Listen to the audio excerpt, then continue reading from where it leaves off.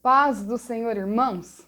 Mateus, capítulo 7, versículo 15, diz assim: Acautelai-vos, porém, dos falsos profetas, que vêm até vós vestidos como ovelhas, mas interiormente são lobos devoradores.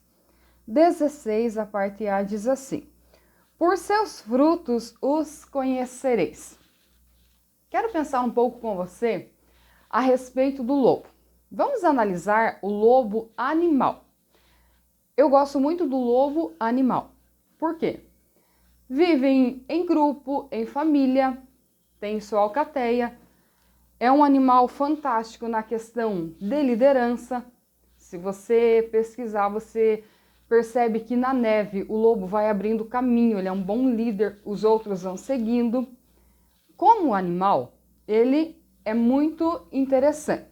É importante compreender a diferença do lobo animal para o contexto bíblico. Por quê? Por falta de uma interpretação correta, na Europa, uma época, o lobo quase foi dizimado, porque as pessoas leram na Bíblia que o lobo era um símbolo mau. Bem, o lobo animal é um animal fantástico. Vamos agora analisar o contexto bíblico e o que o lobo simboliza dentro do ensinamento de Jesus. O lobo é um predador natural, ele é um caçador. Então, automaticamente, ele atacava os rebanhos. A Bíblia fala do lobo, a Bíblia fala do leão, a Bíblia fala do cachorro. E todos esses animais, nos tempos de Jesus, eles atacavam os rebanhos de ovelhas. Por isso que Jesus usou esse animal nesse contexto, com essa comparação, dizendo o seguinte: acautelai-vos, ou seja, se cuidem dos falsos profetas. Aí Jesus diz o seguinte: eles vêm até vocês vestidos de ovelha, mas por dentro são lobos devoradores.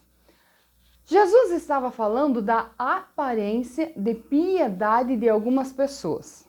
Poxa, como que eu vou saber que alguém é uma pessoa má? Como eu vou saber que essa pessoa que se apresenta como um líder, como um mestre, como uma pessoa boa, ela tem uma má índole? Jesus conclui no versículo 16 e diz: por seus frutos os conhecereis. É sobre isso que eu quero pensar um pouco com você. A questão do lobo, eu estava olhando o documentário que eu achei fantástico, a perseguição do lobo contra os rebanhos. Enquanto os felinos, leão, o lince, a onça, esses animais são ferozes, são fortes, eles têm uma boa arrancada, mas eles não têm a perseverança do lobo. Por isso que Jesus usou o lobo e não o leão, que é mais feroz do que o lobo, como um exemplo. O lobo chega a percorrer 850 quilômetros para pegar uma presa. Acredite se quiser. Olha a distância que esse animal percorre seguindo o rebanho. Por quê? A estratégia de caça é a mesma. É mirar uma presa, geralmente um animal mais velho, geralmente um filhote, um animal doente ou machucado. São esses animais que são alvo dos predadores. Primeira coisa que nós aprendemos aqui: nós, cristãos, somos comparados como ovelhas do rebanho de Cristo. O rebanho precisa andar sempre junto. A partir do momento que alguém começa a manquejar, a ficar para trás, que começa por alguma situação a se afastar do rebanho, automaticamente será uma presa fácil. Falando dos falsos mestres, são pessoas que você olha para eles e aparentemente eles foram escolhidos e chamados por Deus para a missão, mas não foram. Qual é um dos problemas do século XXI? Muitas pessoas, eu falo com isso com respeito, mas é verdade, muitas pessoas querem ser pastor sem ser chamado. Querem ser mestre sem ser vocacionado. Aí essas pessoas, elas começam a entrar por um caminho errado, porque não é o terno e a gravata que vai dizer que alguém é um líder, mas é a sua conduta moral e espiritual, consequências de uma vocação e de um chamado. Primeiro, para ser um mestre, para ser um líder, um pastor, um presbítero, um ancião, o termo que você quiser usar, que a Bíblia também usa vários termos. Presbítero, enfim. Para ser um obreiro, em primeiro lugar, vocação. Tem pessoas que desejam ser um obreiro, mas elas não foram vocacionadas para isso. Então, sem vocação, a vontade não pode predominar. Porque o obreiro, ele tem uma função de representar o reino de Deus na terra. E essa é uma função muito séria, muito importante, e todas as atitudes dos obreiros, elas serão avaliadas pelo Senhor que o chamou, e ele vai receber a sua recompensa de vida ou de morte. Então, ser um obreiro não é algo simples, não é simplesmente querer. Segundo, os falsos profetas, a Bíblia diz aqui nesse versículo que eles vêm vestidos de ovelha. Vamos analisar a aparência. Quantas pessoas que você conhece e você diz assim, poxa, mas tinha uma aparência boa, tinha uma palavra boa. Nunca confunda oratória, retórica, a arte de falar bem, a arte de falar em público. Nunca confunda isso com uma mensagem vinda direta do céu. Tem pessoas que têm o poder da oratória, mas quem tem discernimento sabe muito bem a diferença de quem sabe se expressar bem ou de quem, além de se expressar bem, está transmitindo uma mensagem do céu. A aparência de piedade, a aparência de mestre, não significa que muitas pessoas, na sua essência, foram chamadas e vocacionadas para essa grande obra. Segundo ponto, no interior, olha só, aparência de ovelha, no interior são lobos devoradores. O que um lobo faz? O que um lobo faz num rebanho? Ele ataca. Ele ataca para destruir, porque o objetivo dele é alimentar a ele e a sua alcateia, não importa o rebanho. Então isso aqui é muito importante. Terceiro ponto. Por seus frutos os conhecereis. Quando alguém é chamado para o ministério, quando alguém é vocacionado para o ministério, essa pessoa vai passar, como os crentes mais antigos vão lembrar, a gente usava o termo crivo. O que é o crivo? Um obreiro seria testado espiritualmente nos seus dons. Esse obreiro seria testado moralmente. Esse obreiro seria analisado a sua conduta e comportamento familiar, como esposo, como pai. Depois de anos trabalhando na igreja, como obreiro, como missionário, depois de anos, ele seria separado a presbítero, depois de alguns anos a evangelista e depois de alguns anos a pastor. O crivo antigo funcionava assim. E, no meu ver, é uma maneira perfeita de se testar alguém. Você conhece alguém dentro de um ano? Não. Você conhece alguém dentro de 2 anos? Não. Então, é necessário que as pessoas que irão representar Deus, o ministério, e que irão fazer as coisas em nome de Deus, é necessário que essas pessoas passem por esse processo. Em defesa dos verdadeiros pastores, porque eu reconheço que existem falsos mestres, mas em defesa dos verdadeiros pastores, que tem apanhado nos últimos dias por causa de alguns que têm se vestido de ovelhas, sendo lobos interiores. Esses pastores, eles passaram por vários processos para chegar a ser um líder. Não sei como funciona nas outras igrejas, mas a nossa igreja, Assembleia de Deus, ela tem esse caráter de experimentar a pessoa, treinar ela na parte oral, no ensinamento, e depois treiná-la na parte prática. Por quê? Porque essa pessoa estará diante de uma igreja, diante de um povo, diante de um rebanho.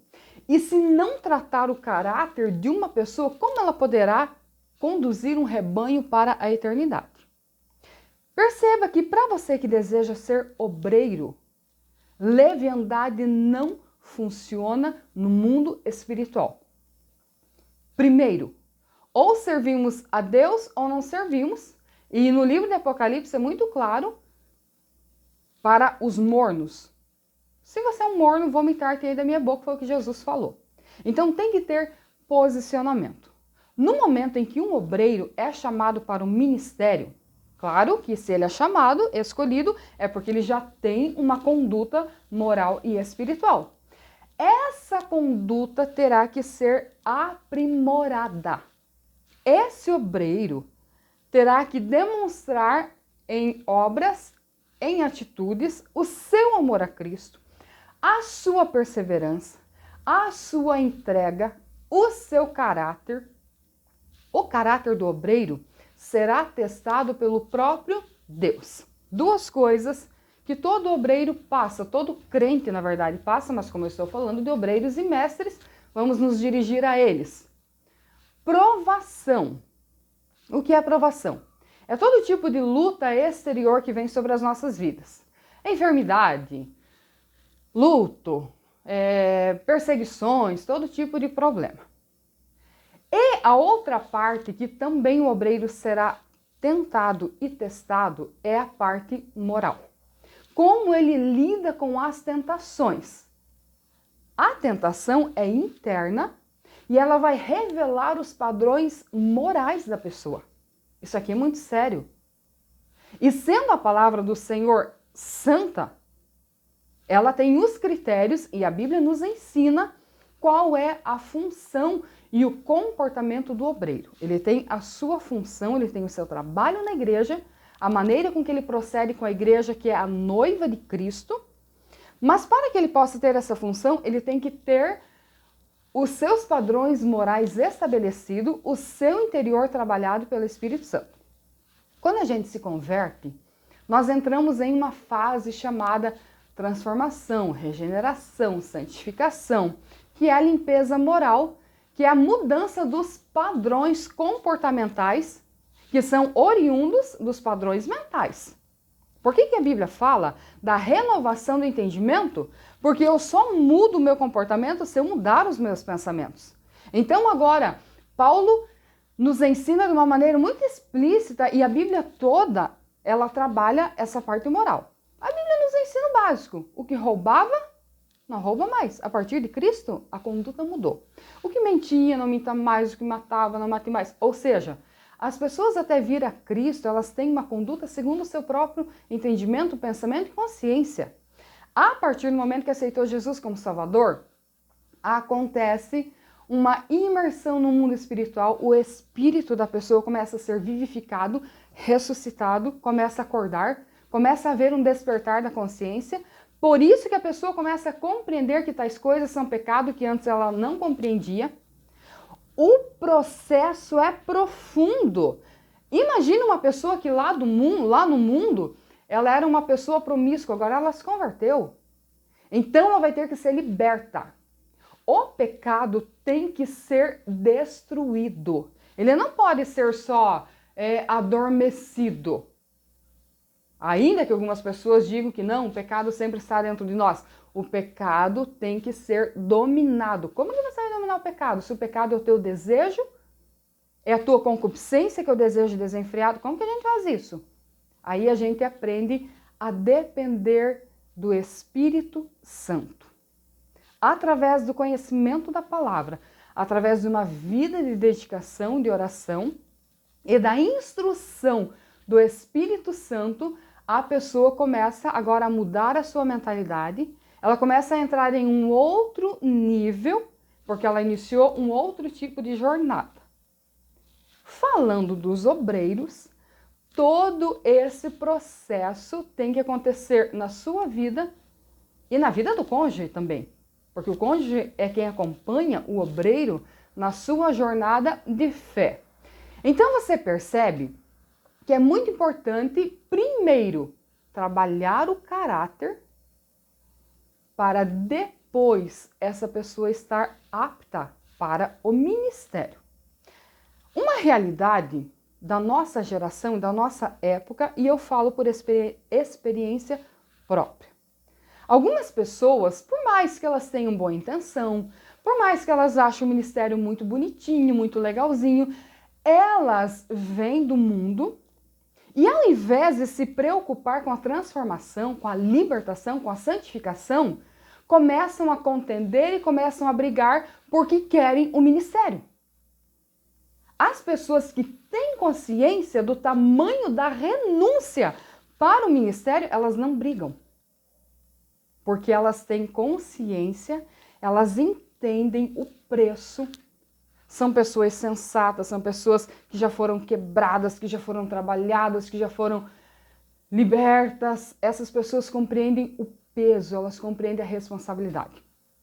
Mas a turminha que fica forçando a porta, forçando a porta, forçando a porta, e muitas vezes não querem entrar pela porta, porque entrar pela porta requer tempo, estabilidade, renúncia, entrega, suportar as afrontas. Eu fico olhando para os pastores que são fiéis e que existem muitos. Esses homens que suportam afrontas em rede social, homens que suportam afrontas de pessoas que falam o que não é, que mentem contra a sua moral, contra o seu caráter. E esses homens estão ali firmes aos pés do Senhor Jesus apenas para não manchar ou não ferir a noiva, a igreja de Cristo. Você acha que Deus não conhece os que são fiéis? E os que são infiéis? É claro que Deus conhece. Mas vamos voltar aos falsos mestres. Os falsos mestres, eles querem poder, status. Eles não querem entrar pelo caminho da humilhação, que é o caminho que todo cristão e que todo obreiro deve entrar. Eu não vejo o ministério como status. Até porque eu fui totalmente demolida, totalmente quebrada. E todos os obreiros passam por esse processo. Eu vejo o ministério como vocação, chamado, renúncia, cumprir o chamado do Senhor, usar os dons que Ele nos emprestou e no final devolver os dons e dar conta do que nós fizemos com os dons. Onde eu aprendo isso? Na parábola dos talentos. O Senhor entregou os talentos e viajou, não é isso que diz a parábola? E depois Ele volta e Ele pede conta. Aí você percebe que você não é dono do teu talento, você é um trabalhador, um empregado. E no final você vai prestar conta. São vários os requisitos. Os falsos mestres têm aparência, mas o seu coração não está voltado para o sumo pastor que é Cristo. Como que eu reconheço um falso mestre? Vamos analisar algumas coisas. Não tem frutos. Por exemplo, um obreiro, ele vai trabalhar com o sexo oposto. O obreiro temente a Deus, liberto, restaurado e que tem fruto, ele vai saber respeitar as pessoas. Ele não vai misturar sentimento, paixão, fantasia, sexualidade. Esse é um obreiro fiel. Quem é o falso mestre? É aquele que não foi trabalhado moralmente, não foi trabalhado no seu coração, e ele vai usar da sua posição para se envolver e escandalizar o evangelho e desmoralizar a igreja de Cristo, que é santa. Ainda que muitas pessoas pensem que não, a igreja, a essência da igreja é santa, é pura, e a minha vida inteira será em defesa da igreja. Porque eu sei reconhecer quem são as ovelhas dos lobos. E você, cristão, precisa de ter esse discernimento para que você não vá na conversa de um lobo e depois você diga assim, ah, Deus falou que ia me dar tal coisa, Deus falou que ia fazer tal coisa. Foi Deus que falou? Ou foi um lobo vestido de ovelhas que mentiu para você, que te atingiu no teu ego, na tua emoção, que te enganou e agora você está frustrado com Deus? Nós precisamos, como disse Paulo e como disse a Bíblia, nós precisamos viver sóbrios, conscientes. O justo viverá por fé, não é isso que a Bíblia diz? No meio de tantas ideologias, de tanta podridão moral que está acontecendo, de tanto transtorno, nós vivemos pelo quê? Por fé. E quem anda por fé não erra os seus passos. Por que nós temos um monte de gente hoje que estão desanimadas, que estão destruídas? A quem essas pessoas têm dado ouvido? Como que eu identifico um falso mestre? Frutos. Tem outra parte. Tem a parte financeira da igreja. O dinheiro não é do pastor, como algumas pessoas acham, o dinheiro é da igreja.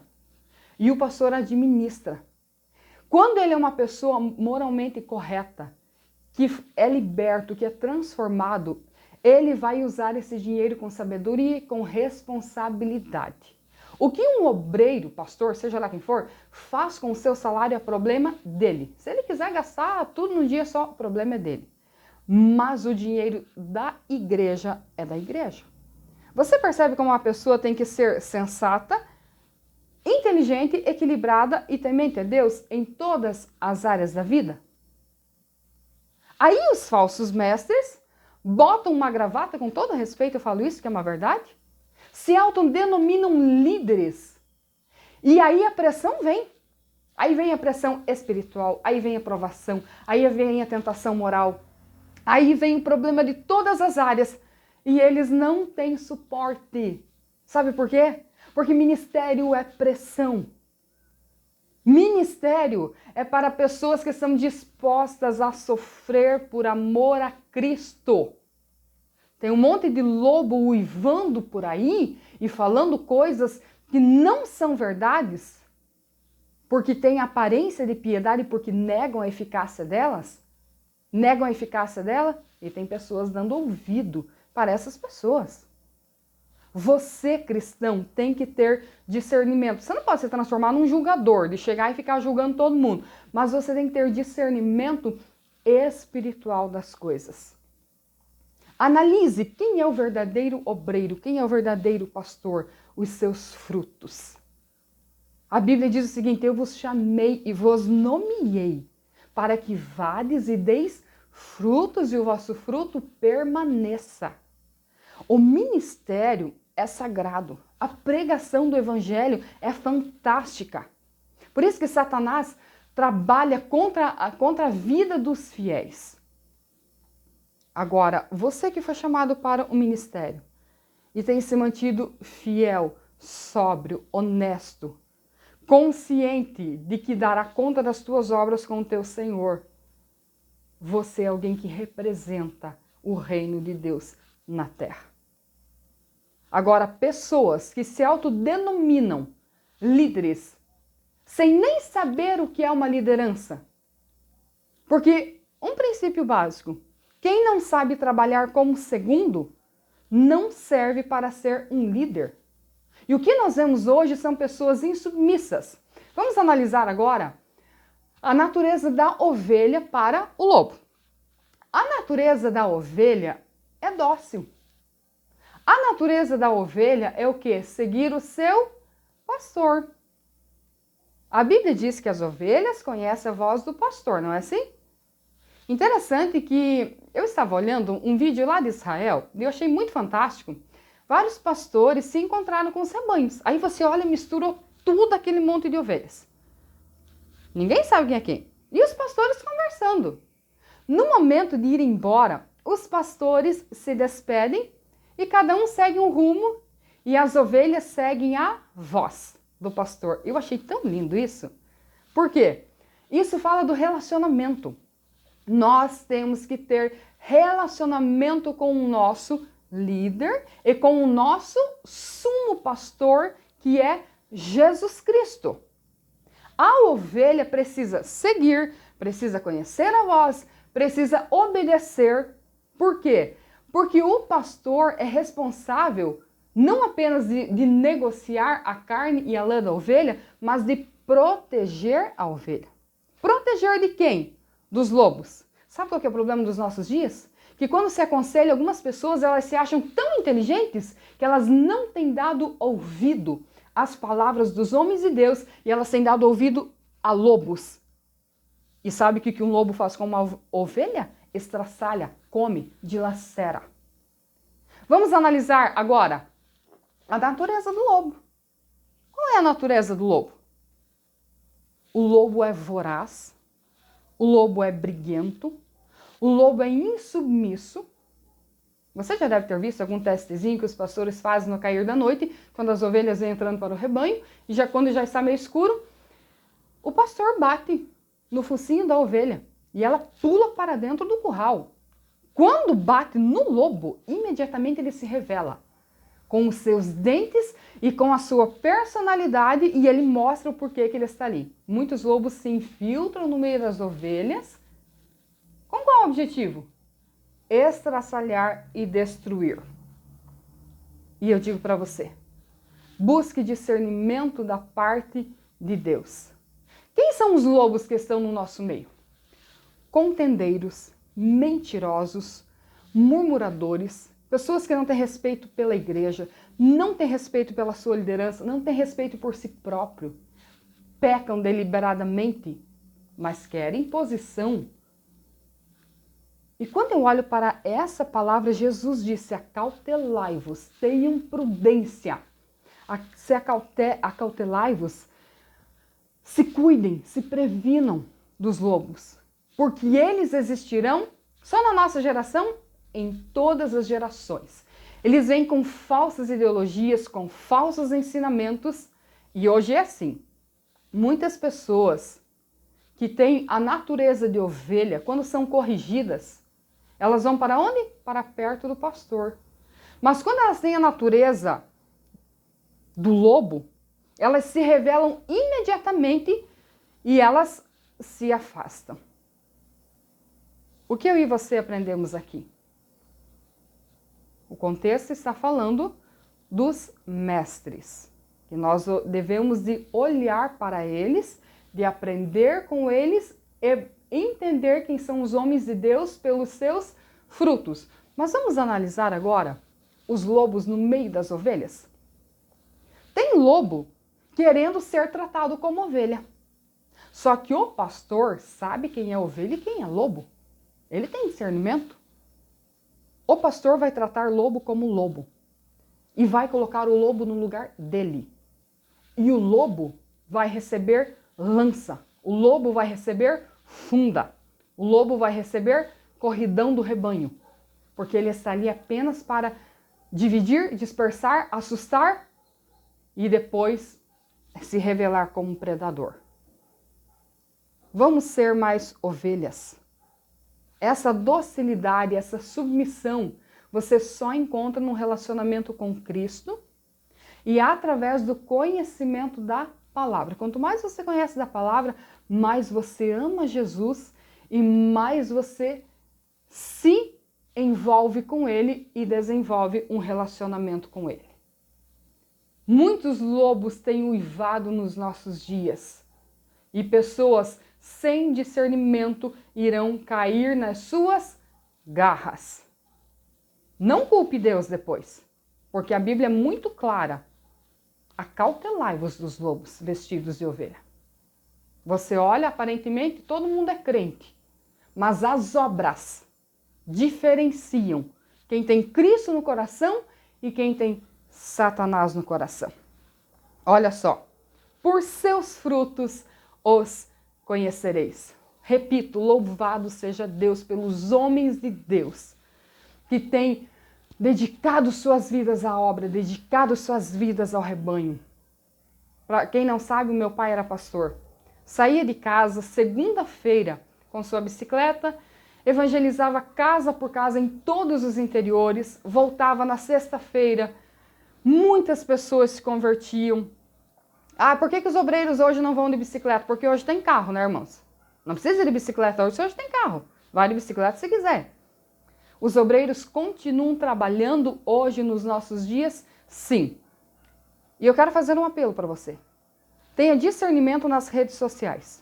Porque nos nossos dias virou moda falar da igreja e dos pastores como se fosse todo mundo sem moral. Essa é uma artimanha de Satanás para desmoralizar a pregação do evangelho. Você que é cristão, você tem que ter discernimento. Você não pode entrar na onda dessas pessoas. Tenha discernimento, compare com a palavra do Senhor e siga aqueles que a sua conduta moral e espiritual sejam condizentes com a palavra. E assim nós vamos caminhando juntos como rebanho de Cristo, nos afastando dos lobos. Tem amizades que você tem que se afastar. Se você percebe que é um lobo, um murmurador, um falador de igreja, se afaste dessas pessoas. Com muita tranquilidade e com muita sabedoria, se afaste. Selecione as suas amizades. Ande com quem tem comunhão com Deus. Não ande com quem tem aparência de crente e que está caminhando para a perdição, dizendo que serve a Deus. Ande com as ovelhas do rebanho, que estão ali pastando, se alimentando aos olhos do pastor. E aí, sim, nós seremos conduzidos pelo bom pastor. E como acontecia nos campos e acontece até hoje, na região da Palestina onde a Bíblia foi escrita, o pastor leva as ovelhas para beber, para comer. Durante a noite agrega todas elas juntas. Nos dias de calor até poderiam dormir no relento se não tivesse muito predador. Mas enquanto um pastor dorme, o outro vela. Porque eles estão de olho no rebanho. Ou eles recolheriam elas num curral. Por isso que a Bíblia diz que o pastor dá vida pelas ovelhas. A porta desse curral era exatamente o pastor. Ele deitava atravessado na porta.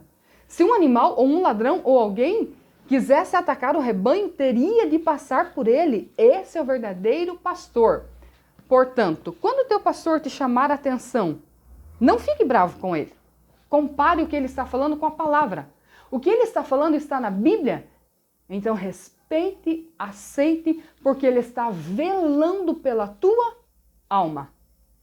Por seus frutos os conhecereis. Frutos dignos de arrependimento, sem conduta moral e espiritual, não existe como glorificar a Deus. Que Deus te abençoe em nome de Jesus.